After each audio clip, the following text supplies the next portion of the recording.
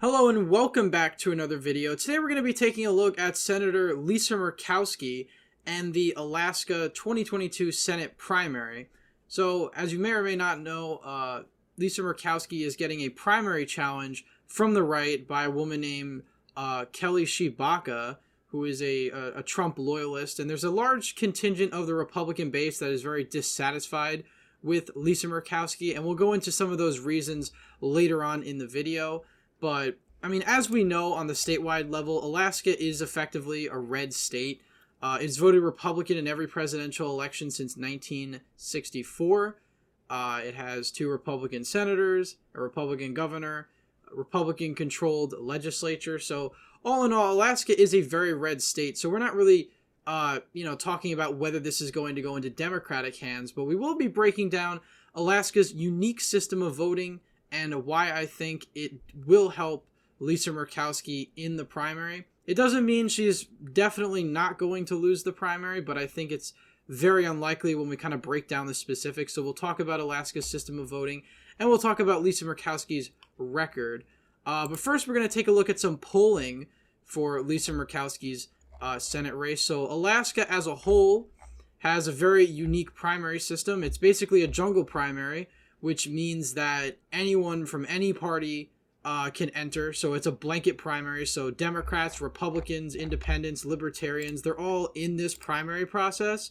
As you can see here, they poll all of them together.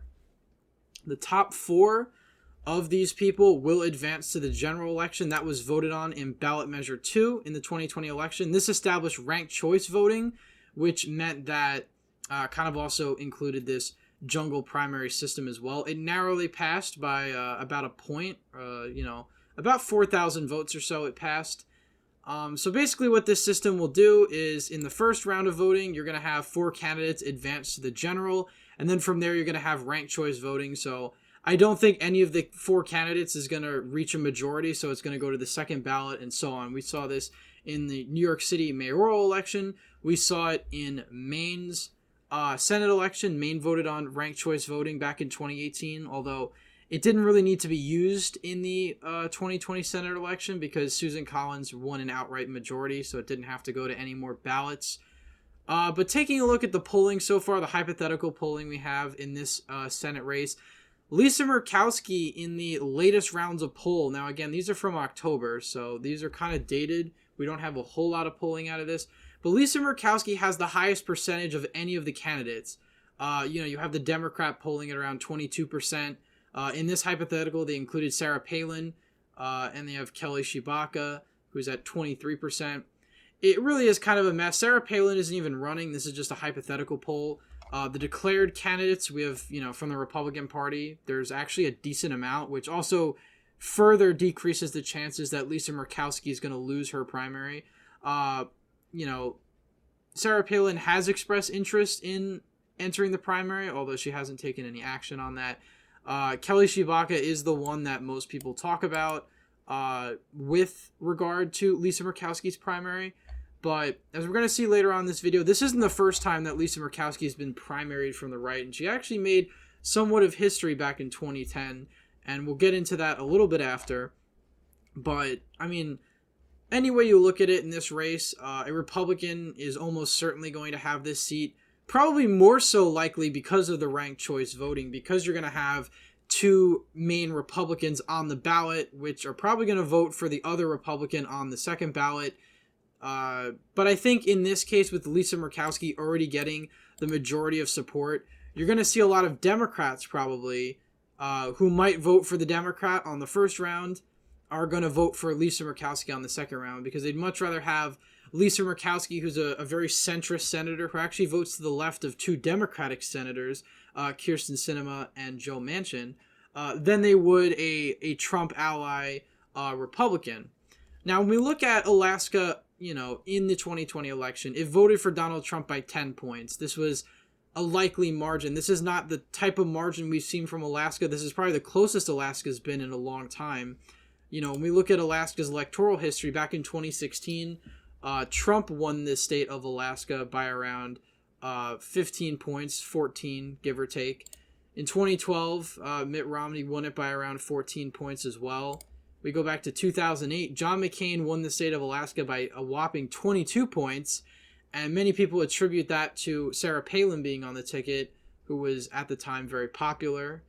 But going back as recently as 2012 rather, Alaska hasn't been really safe. It's been more of a likely state. I mean, it's a safe margin, but it's one of the closer states. It voted a lot more like a state like South Carolina did. And, Alaska certainly shouldn't be taken for granted by Republicans.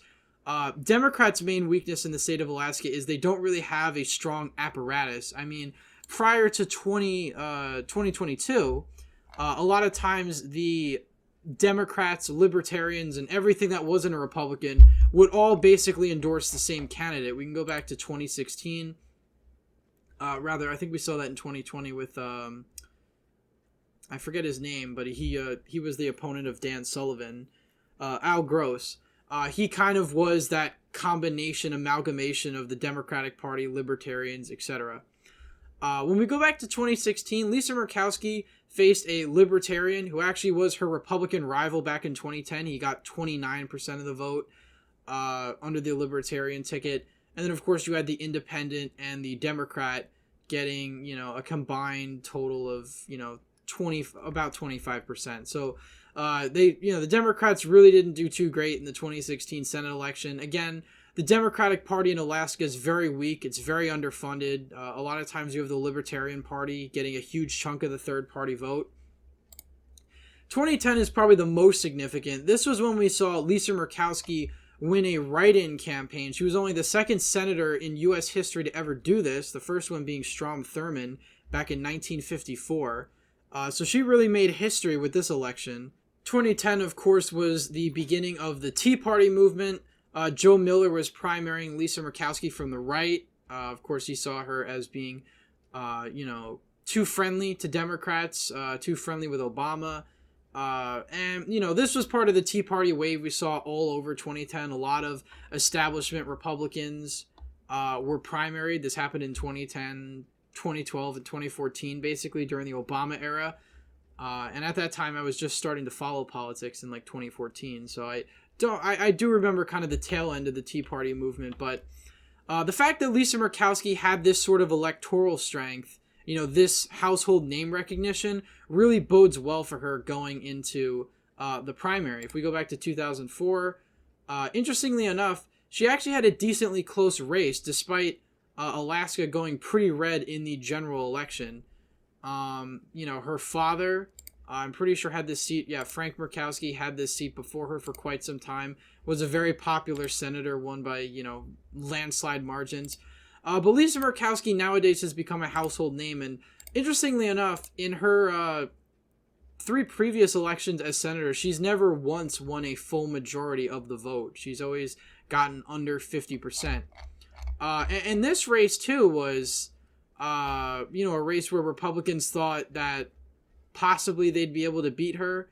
Joe Miller actually barely won this primary. If we can go back up to the primary. He only won it by, about 2 points or so. So it was a really close primary. And, Lisa Murkowski eventually decided later on in the year to run as a write-in candidate. And she won because she had Democrats who, instead of voting for Scott McAdams, decided to vote for her. And I think in 2022, we're going to see something similar. Now, I want to also look at Murkowski's ideology, because this is obviously the main reason she's being primaried. She was one of the 7 Republican senators to vote to convict Donald Trump for impeachment the second time around. If we look at this little chart brought to you by GovTrack, which I don't know how 100% accurate this is, but on this chart here, they have Murkowski and Collins roughly voting in line with each other, which I can see on a lot of swing votes where Murkowski and Collins go with the Democrats. They tend to do it together, which makes sense because it's something Joe Manchin and Sinema do as well. That way, one person doesn't have to take the fall, when inevitably the party gets upset with the voting pattern. But this is from the 2020 Congress, and Murkowski and Collins are right basically in the center. They're right here in the center line's kind of over here with Tester, Warnock, and King. But the American center is right about where they are, and you have Manchin and Sinema voting slightly to the right of them. Of course, you have all the other Republicans voting to the right. and you have all the Democrats voting to the left of them. So because of this is one of the main reasons that a lot of people have wanted to primary Murkowski in the Republican Party. You know, Alaska is not necessarily, you know, it's still a safe Republican state, but a lot of people in the Republican base think that Alaska should have a much more conservative senator. You know, obviously, you know, Susan Collins is given a lot of leeway in the Republican Party because she represents a state that Biden won by 9 points in the general election. But of course, when we go to the Senate election, Collins also won by, 9 points. So, you'd expect to see something like that in Maine. A lot of Republicans disappointed with Murkowski because Alaska is a relatively safe Republican state, basically on every level for the time being. Yet she tends to vote, again, to the left of two Democrats and sometimes sides with Democrats on key issues. She's a very moderate centrist senator in line with Collins. So, given this information, I don't think the primary challenge is really going to go anywhere, especially since it's a blanket primary. You're going to have the top 4 candidates advancing to the general election. And, in every poll, she has the highest amount of support going back to July. We don't have any recent polls, but I don't really see Kelly Tshibaka getting a whole lot of momentum. Interestingly enough, Joe Manchin actually endorsed Lisa Murkowski for her reelection, and she did the same to him if he decides to run in 2024. So ultimately, I think Lisa Murkowski is going to pull through. I think her name recognition is going to come out in favor of her. I don't really think this primary challenge is going to go anywhere seriously. While there'll be a lot of money and possibly a lot of effort to primary her, there's going to be a decent chunk of Democrats who are not going to vote for the Democratic nominee. They're going to vote for Murkowski because they know they'd rather have somebody like her who, might side with them 50% of the time than somebody like Kelly Tshibaka, who's probably going to side with them 0% of the time for the most part. I don't think Sarah Palin's going to end up jumping into this race, but ultimately, this is one of the bigger primaries we're seeing in the Senate. We're not really seeing, to my knowledge, a whole lot of incumbent senators being primaried at the moment. A lot of the seats that Republicans are trying to hold or are trying to take already have incumbents. So, of course, you have Pennsylvania. Not incumbents. You don't have an incumbent, so there's nobody's being primaried. Ron Johnson, I don't think is really going to face any steep opposition. I think there are people running for that seat, but now that he's announced he's going to run again, I think the field is going to clear out pretty soon. And states like Pennsylvania, Ohio, North Carolina, all of these seats are going to have non-incumbents, so it really is a clean slate. So Alaska is really the only state where a Republican is seriously being primaried, it seems, for a while. I don't think Tim Scott has a primary challenge or anything like that. So the Missouri primary is going to be something to watch. I know there's a non-incumbent. I'll probably make a video on that soon because that's an interesting primary. Virginia, Ohio, Missouri, those are both 2 interesting states I want to look at probably in a future video. But my final verdict on this Senate race is that Murkowski is probably going to be the winner. I can say that with, a fairly high amount of confidence now, given the fact that Alaska does have this ranked choice voting system. Now, if it didn't have this system, perhaps we would have another story. But again, Murkowski still has a few things going for her. She's still going to have at least a quarter, if not a third of Republicans still support her anyway. So she has that. And she has a decent amount of Democrats who are going to cross party lines to vote for her instead of somebody like Tshibaka or a Trump loyalist Republican. So I think, Alaska is going to be a lock for Lisa Murkowski going into 2022.